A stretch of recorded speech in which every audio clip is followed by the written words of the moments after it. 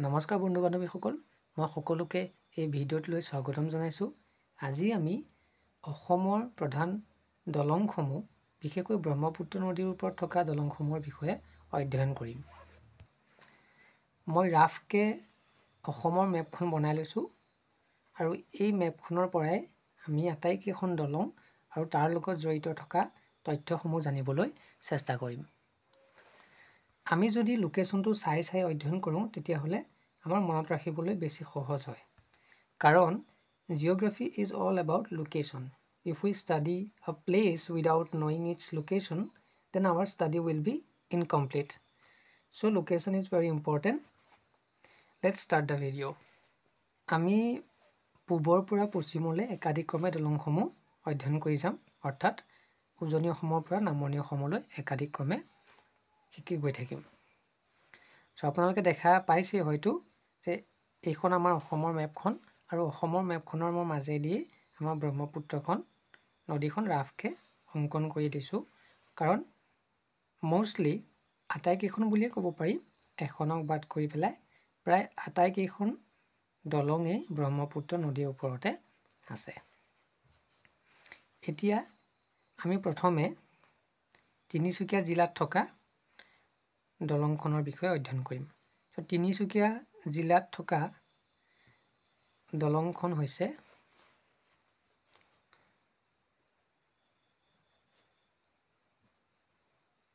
ঢলা শদিয়া দলং বা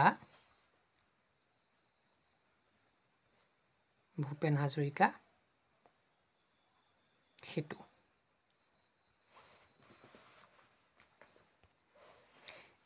এই দলংখন মনত ৰাখিব, এই দলংখন ব্ৰহ্মপুত্ৰ নদীৰ ওপৰত নাই, এই দলংখন আছে লোহিত নদীৰ ওপৰত। এখন ট্ৰিবিউটৰী হয় ব্ৰহ্মপুত্ৰৰ, উপনদী হয় বা উপনৈ হয়। সেই উপনৈ লোহিত নদীৰ ওপৰত আছে ঢলা শদিয়া দলংখন, যাক ভূপেন হাজৰিকা সেতু নামেৰে জনা যায়। দ্বিতীয়তে, এই দলংখন সম্পূৰ্ণ তিনিচুকীয়া জিলাতে আছে। ই ঢলা আৰু শদিয়া, ঢলা এখন গাঁও, শদিয়াও এখন গাঁও, দুইখনক কানেক্ট কৰিছে আৰু সম্পূৰ্ণ তিনিচুকীয়া জিলাতে আছে। এই দলংখন ভাৰতবৰ্ষৰ আটাইতকৈ দীঘল দলং,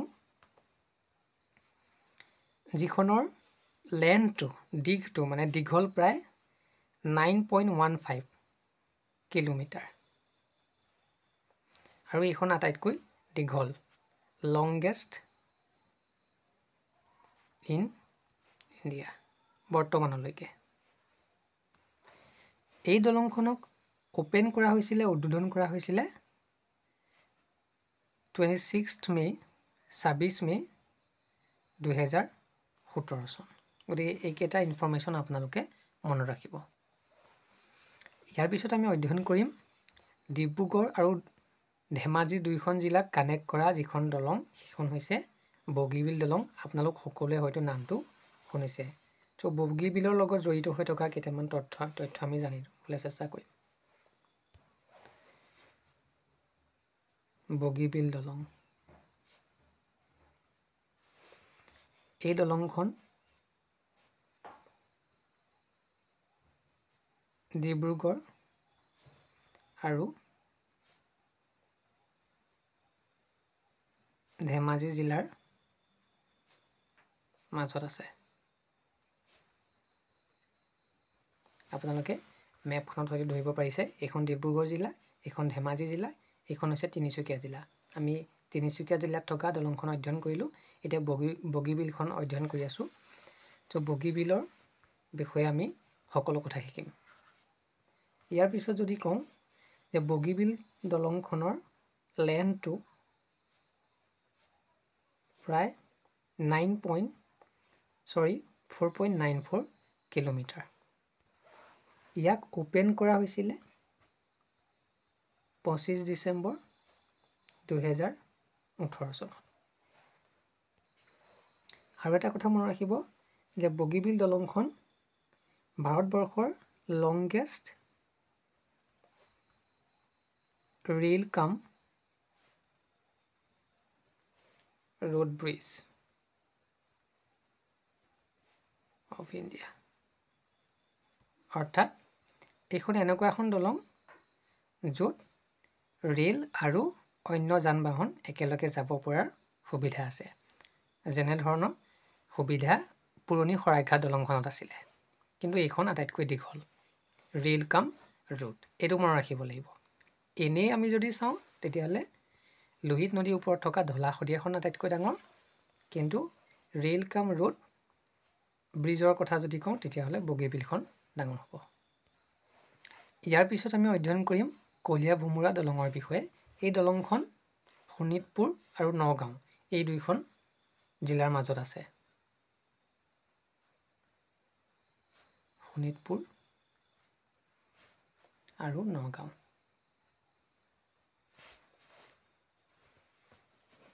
ইয়াৰ যদি আমি দিশটো চাওঁ দীঘলটো তেতিয়াহ'লে 3 কিলোমিটাৰ আৰু এইখনক উদ্বোধন কৰা হৈছিলে ওপেন কৰা হৈছিলে 14th এপ্ৰিল 1987 এইকেইটা কথা মনত ৰাখিব আৰু এই দলংখন আহোমৰ এজন জেনেৰেল আছিলে যিজনৰ নাম আছিলে কলীয়া ভোমোৰা তেওঁৰ নামেৰে এই দলংখন নামাকৰণ কৰা হৈছে তাৰ পিছত আমি অধ্যয়ন কৰিম শৰাইঘাট দলঙৰ বিষয়ে মই দুইখন দলং মাৰ্ক কৰি থৈছো ইয়াৰে সোঁফালে থকাখন পুৰণি শৰাইঘাট দলং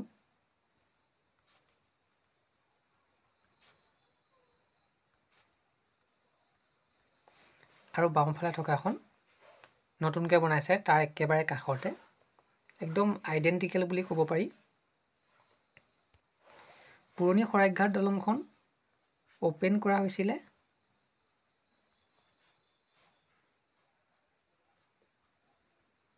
7 জুন 1963 1963 চনত 7 জুন তাৰিখে ইয়াৰ লেন্থটো হৈছে 1.492 কিলোমিটাৰ 1.492 কিলোমিটাৰ কানেক্ট কৰিছে গুৱাহাটী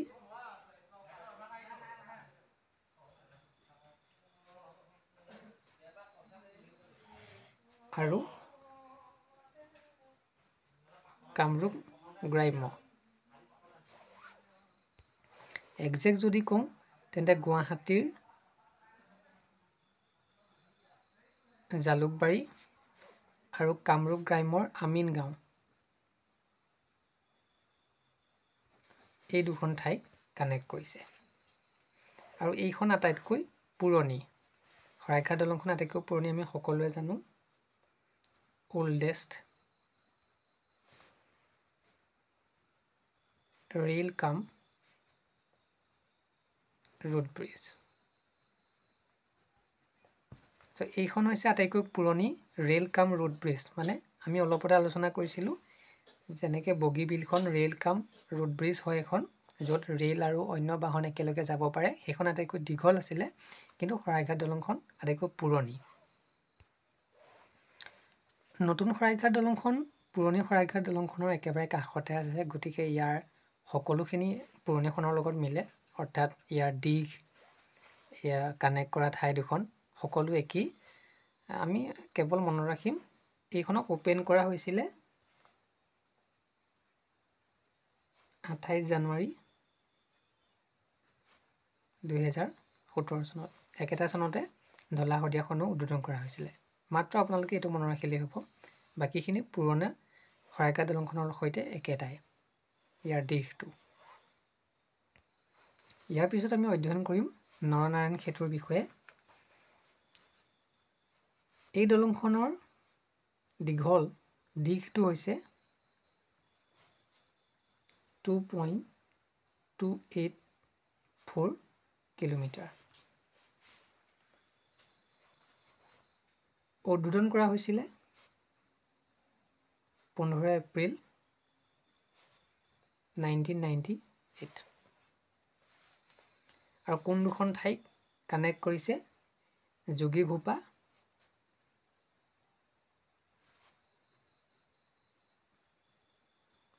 আৰু পঞ্চৰত্ন এই দুখন ঠাইক কানেক্ট কৰিছে। যোগীঘোপা আছে বঙাইগাঁও জিলাত আৰু পঞ্চৰত্ন আছে গোৱালপাৰাত।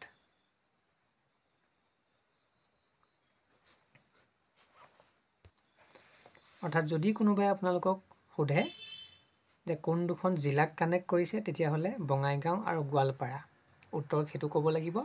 আৰু যদি যোগীঘোপা আৰু পঞ্চৰত্ন বুলি কয় তেতিয়া উত্তৰটো শুদ্ধ হ'ব। কেৱল আমি জানিব লাগিব যে যোগীঘোপাখন বঙাইগাঁও জিলাত আছে আৰু পঞ্চৰত্নখন গোৱালপাৰাত আছে।